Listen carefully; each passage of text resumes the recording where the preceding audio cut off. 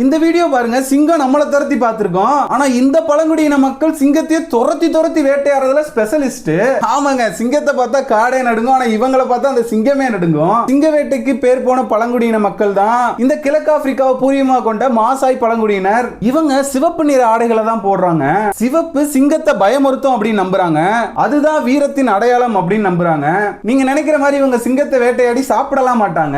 இந்த இனத்துல பிறந்த ஒரு இளம் வீரன் தன்னோட வீரத்தை நிரூபிக்க ஒரு சிங்கத்தையாவது கொல்லணும். மத்தபடி இவங்களோட உணவு முறை அப்படின்றது பால், மாட்டு இறைச்சி, அதுக்கப்புறம் ஆடு, கோழி இந்த மாதிரி தான் அவங்க சாப்பிடுறாங்க. இவங்க இனத்தை பொறுத்த வரைக்கும் யார் அதிக மாடு வச்சிருக்காங்களோ அவங்க தான் பெரிய பணக்காரங்க.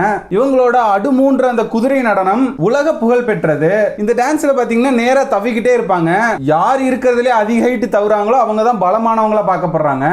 இந்த பழங்குடி இனத்துல பெண்கள் தான் வீடு கட்டுறாங்க.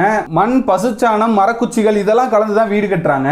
இந்த மாசை மக்கள் உலகின் அதிக உயரமான மக்கள் அப்படின்னு பார்க்கப்படுறாங்க. இவ்வளோ டெக்னாலஜி வளர்ந்த காலத்திலயும் நாங்க காட்டுக்குள்ளே தான் வாழ்வோம்னு அடம் பிடிச்சு அங்கேயே தான் இருக்காங்க. அவங்க இயற்கை மூலிகை மருந்துகள் பத்தி நிறைய நாலேஜ் வச்சிருக்காங்க.